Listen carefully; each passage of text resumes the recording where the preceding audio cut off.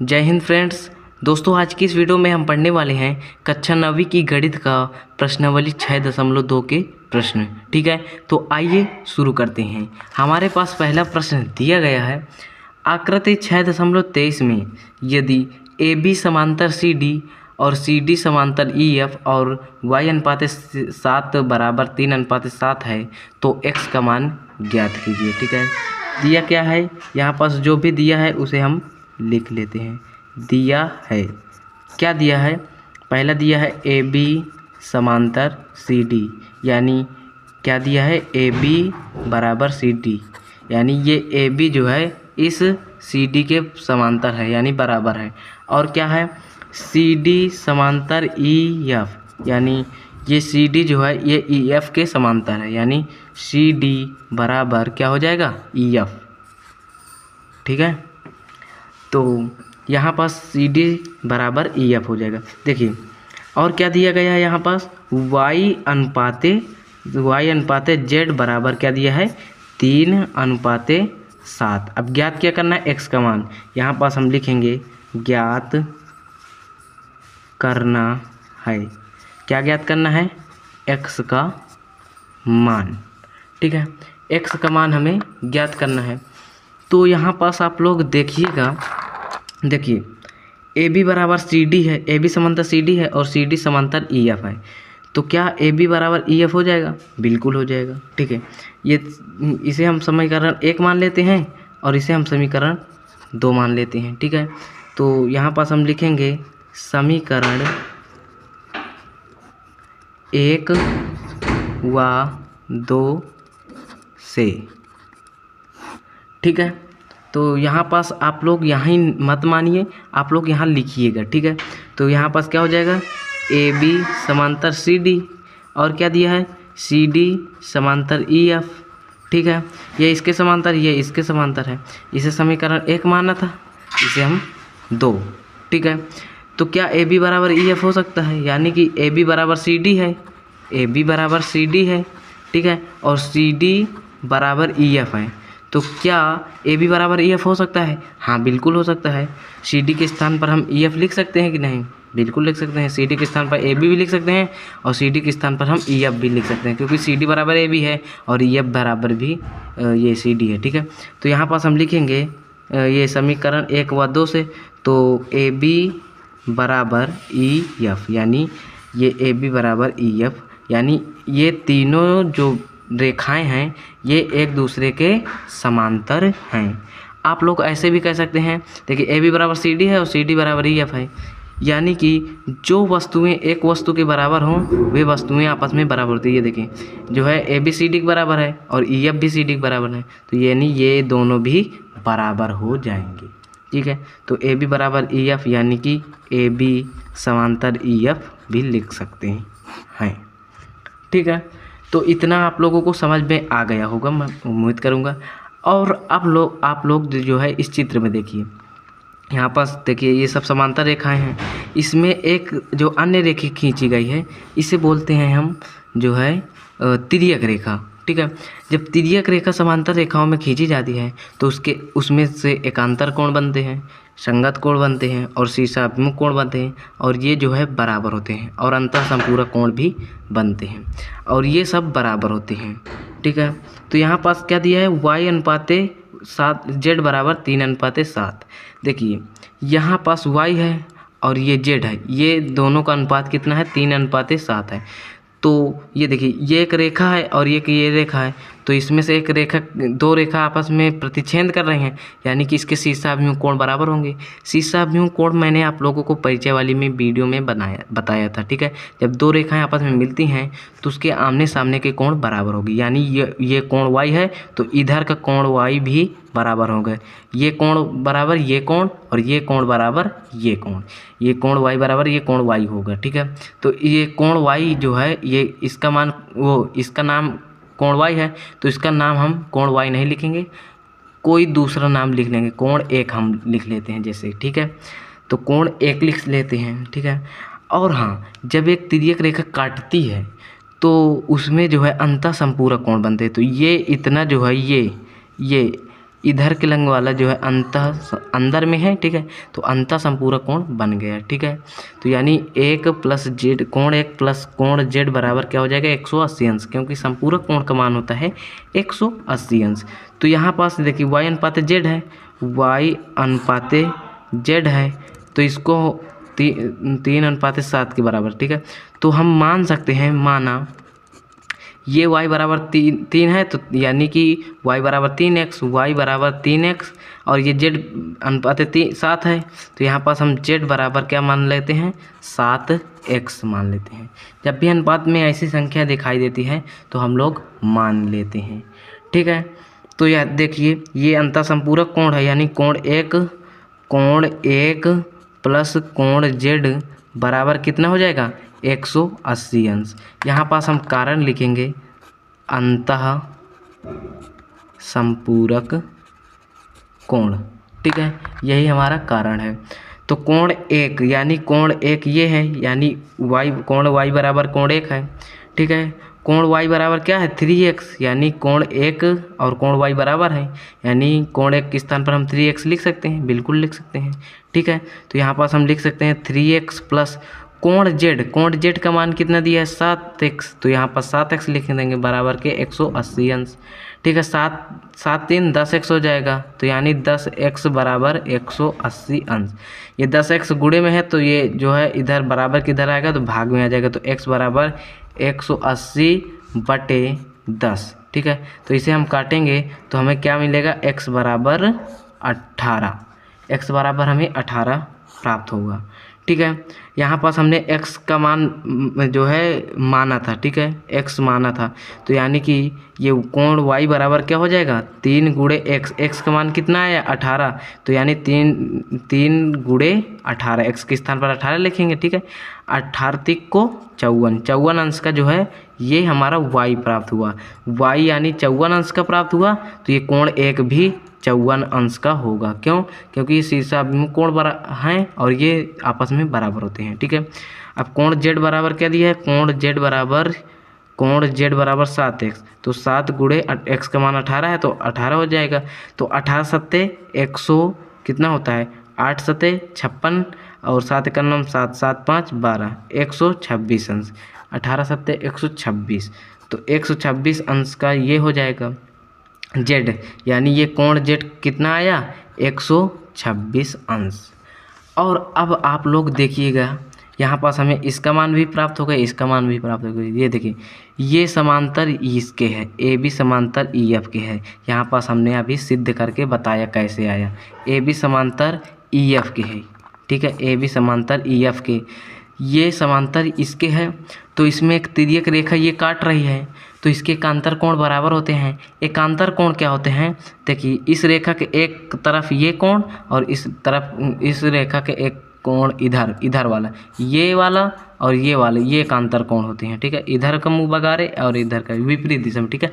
तो यानी कि ये कोण z बराबर ये कोण x हो जाएगा, ये एकांतर कोण है, और इसमें एकांतर कोण क्या हो जाएगा, एक इधर वाला कोण और एक इधर वाला कोण, ये है अंतः एकांतर कोण, ठीक है। तो एकांतर कोण जो है बराबर होती हैं, ठीक है। जब समांतर रेखाओं में एक तिर्यक रेखा काटती है तो उसके एकांतर कोण बराबर होती है, यानी कोण z बराबर कोण x। तो यहाँ पास हम हल करेंगे कोण z बराबर कोण x, क्यों, यहाँ पास कारण लिखेंगे एकांतर अंतः कोण, यही कारण है, ठीक है। ये अंदर ही तो बने हैं भाई, इन रेखाओं के अंदर ही तो बने हैं ये कोण, तो ये अंतः कोण है। कोण z हमें क्या प्राप्त हुआ था 126 अंश, तो यहाँ पास कोण z का मान 126 अंश लिख देंगे, तो बराबर क्या हो जाएगा कोण x के, तो कोण x बराबर हमें क्या मिला 126 अंश। और हमें यहाँ पास x का मान पूछा था, तो x का मान क्या आ गया 126 अंश, यानी ये x का मान 126 अंश, ठीक है। तो यानी जो इधर का मान होगा यही इधर का होगा, जो इतना इधर आएगा वो भी इतना होगा इधर होगा, ठीक है। ये एकांतर कोण होते हैं। तो उम्मीद करूँगा आप लोगों को ये सवाल बहुत अच्छे से समझ में आया होगा। तो चलिए अब हम दूसरे क्वेश्चन की ओर बढ़ते हैं, ठीक। हमारा यहाँ पास दूसरा प्रश्न दिया गया है, आकृति 6.24 में, आकृति कहाँ है, ये देखिए आकृति है, यदि ए बी समांतर सी डी, यानी ये ए बी जो है सी डी के समांतर है। यहाँ पास हम डायरेक्ट लिखते जाएंगे, दिया है जो भी दिया है सबसे पहले उसे लिखेंगे। ए बी समांतर सी डी, ए बी समांतर सी डी, यानी ए बी जो है सी डी के बराबर है। और क्या दिया है, ई एफ लंब सी डी, ई एफ लंब सी डी। ये जो ई एफ है जो है ये सी डी में लंब है। जब किसी रेखा में लंब होता है, कोई भी जो है लंब होता है, लंब जो होता है तो वो 90 अंश का कोण बनाता है। तो यानी ये ई एफ लंब है तो ये इतने कोण का मान कितना आएगा, 90 अंश। इधर का 90 अंश तो इधर का भी 90 अंश आएगा।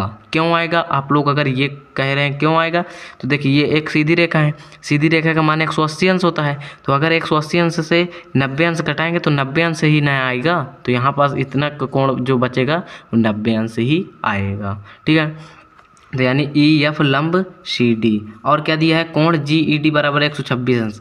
जी ई डी क्या है, कोण, ये देखिए ये जी है और ये ई है, ये डी है, यानी यहाँ से लेकर यहाँ तक का कोण, यहाँ से यहाँ तक का कोण इतना जो है, यहाँ से यहाँ तक का कोण क्या दिया है, 126 अंश। क्या दिया है, 126 अंश। ठीक है, तो यहाँ पास अब हम लिख लेते हैं कोण जी ई डी बराबर 126 अंश। ठीक है, और क्या ज्ञात क्या करना है, कोण ए जी ई एफ एफ जी ई। अब यहाँ पास हम लिखेंगे ज्ञात करना है, जो भी ज्ञात करना है उसे हम लिख देंगे। तो यहाँ पास हमें ज्ञात करना है ए जी ई कामा कोण जी ई एफ कामा कोण एफ जी ई। ठीक है, तो यहाँ पास देखिए ये तीनों को ज्ञात करना है।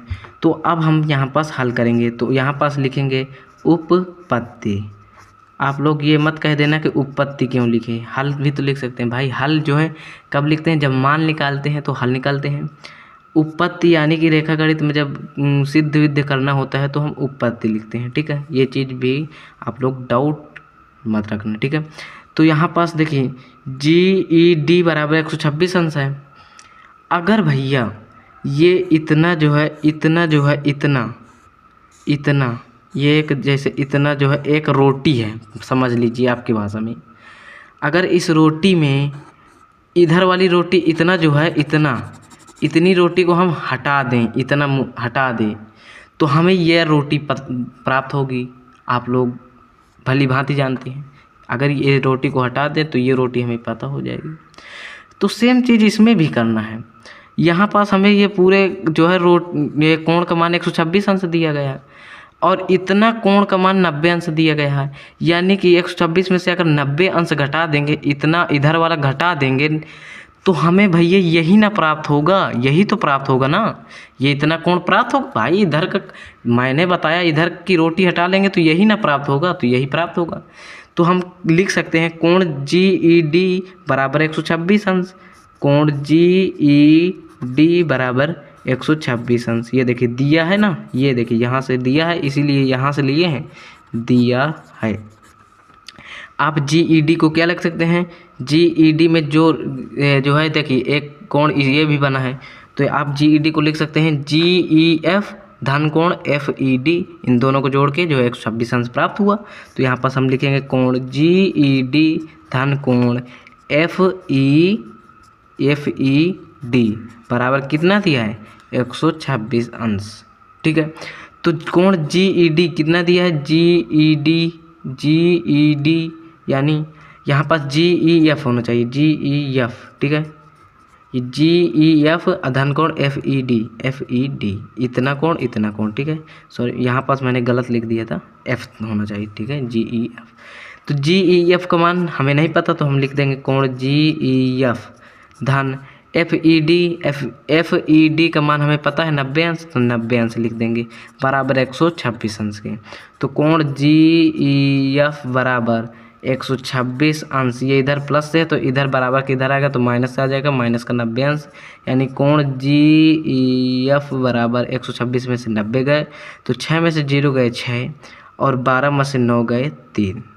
ठीक है, 12 में से 9 गया कितना आया, 3।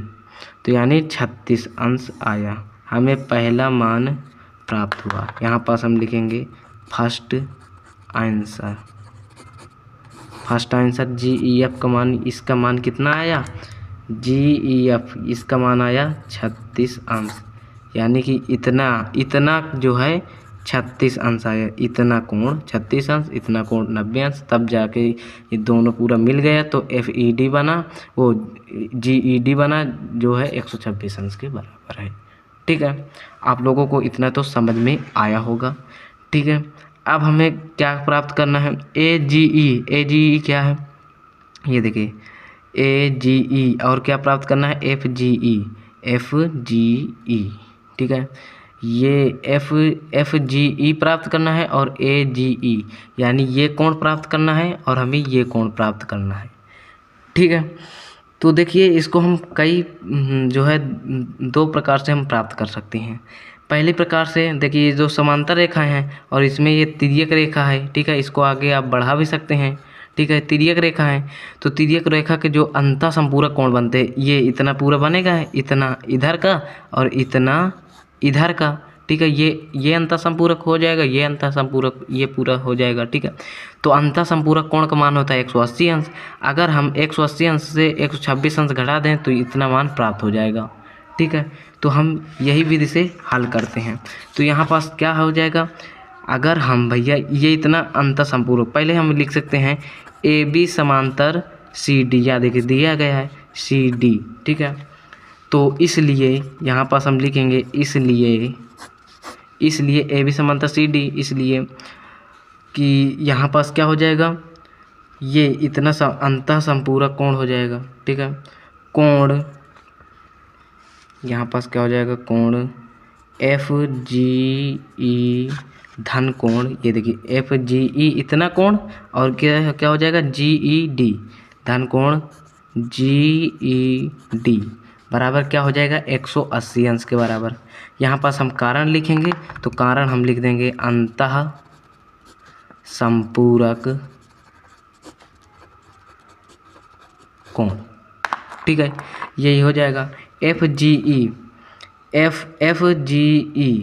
यहाँ पास FGE हमें नहीं पता है तो यहाँ पास हम लिख देंगे FGE, भाई नहीं पता, प्लस GED ये देखिए यहाँ पास आप लोगों को दिख रहा होगा GED बराबर 126 अंश, तो यहाँ पास 126 अंश लिख देंगे, बराबर किसके है 180 अंश। ठीक है, तो 180 अंश, तो कोण FGE बराबर ये 180 अंश हो जाएगा, ये प्लस में 126 है तो बराबर किधर आएगा, तो माइनस से, तो माइनस का 126 अंश।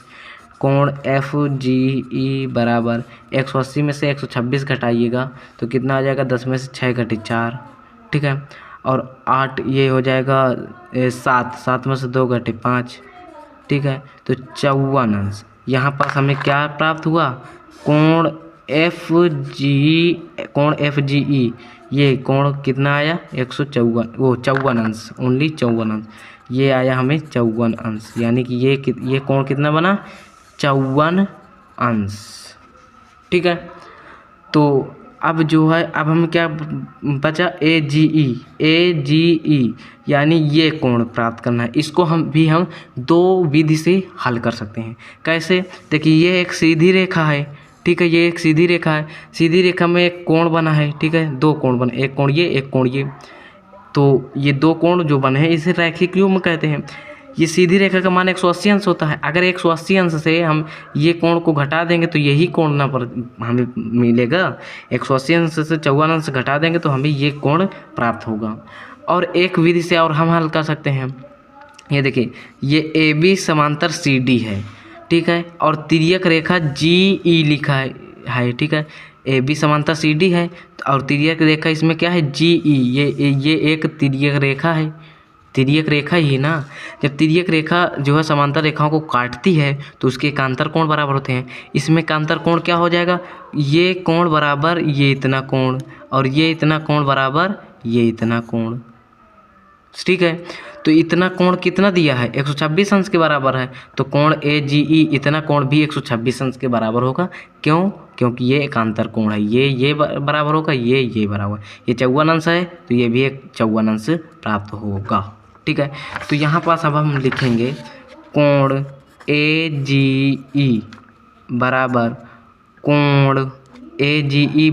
कोण GED, कोण GED, ठीक है। अब यहाँ पास हम कारण लिख देंगे एकांतर अंतः कोण, ठीक है। तो AGE नहीं मान प्राप्त हुआ तो कोण AGE लिख देंगे बराबर GED हमें प्राप्त है 126 अंश के, तो 126 अंश लिख देंगे, ठीक है। तो AGE का मान क्या प्राप्त हुआ हमें 126 अंश, तो इसका मान क्या आया 126 अंश। तो हमारा तीसरा आंसर भी मिल गया, AGE बराबर 126 अंश, ठीक है। तो यही हमारा आंसर हो जाएगा। चलिए तीसरा नंबर क्वेश्चन की ओर बढ़ते हैं। हमारा तीसरा नंबर प्रश्न दिया गया है, आकृति 6.25 में यदि PQ समांतर ST, यानी ये जो PQ है ये ST की समांतर है। क्यों? देखिए इसको आप आगे भी इस तरह कुछ बढ़ा सकते हैं, ठीक है। और ST को भी आगे आप बढ़ा सकते हैं, यानी ये बराबर ये PQ जो है ST के समांतर है। तो यहाँ पास हम जो भी दिया गया है उसे सबसे पहले लिखना शुरू कर देंगे। यहाँ पास दिया गया है, यही में से तो आपको जो है क्या मिलेंगे नंबर, PQ समांतर ST, यानी कि PQ बराबर ST। और क्या दिया गया है, PQR बराबर 110 अंश। ये PQR यानी ये Q का मान 110 अंश दिया गया है, तो कोण PQR बराबर 110 अंश, ठीक है। और क्या दिया गया है, कोण RST बराबर 130 अंश, RST यानी कोण S का मान 130 अंश। तो यहाँ पास हम लिखेंगे कोण RST बराबर 130 अंश, ठीक है। तो कोण QRS ज्ञात कीजिए। अब यहाँ पर जो भी ज्ञात करना है यहाँ पास लिख देंगे ज्ञात करना है। क्या ज्ञात करना है हमें, कोण QRS ये हमें क्या करना है, ज्ञात करना है, ठीक है। तो देखिए यहाँ पास QRS क्या है, QRS यानी कि ये मान, ठीक है। ये R क्या है, QRS यानी इतने में जो इतना कोण जो बन रहा है वो कितने अंश का होगा, ठीक है। ये हमें ज्ञात करना है। तो भैया आप लोग जो है यहाँ पास संकेत भी दिया गया है, आगे जो है आगे और क्वेश्चन पढ़ेंगे। बिंदु R से होकर ST के समांतर एक रेखा खींचिए। ये जो R है ST के इसके समांतर एक रेखा खींचिए।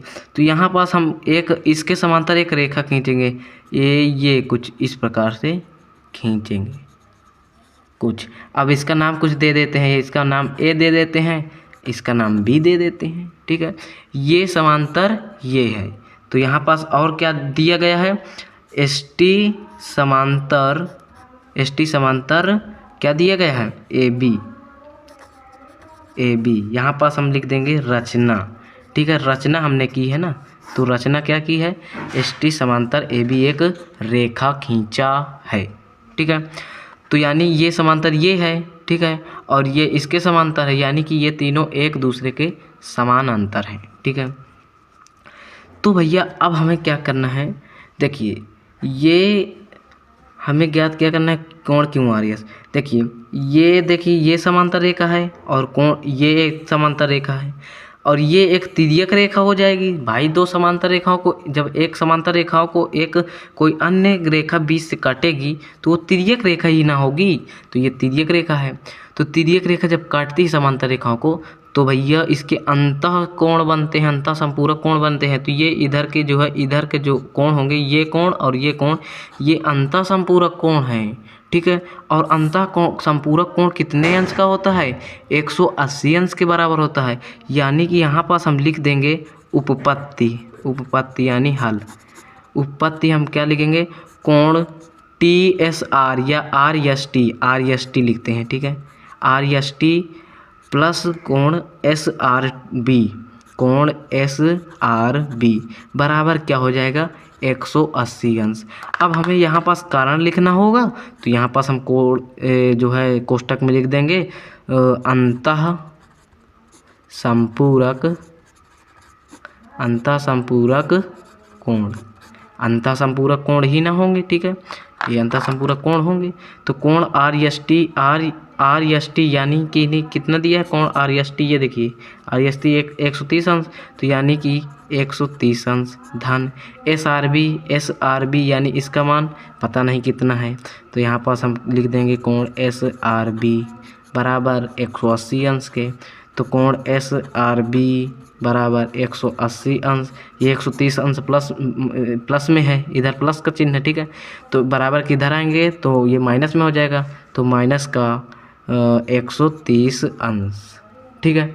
अब क्या लिखेंगे कोण एस आर बी बराबर 180 में से 130 गए 50 अंश, यही हमारा एस आर बी क्या निकला 50 अंश।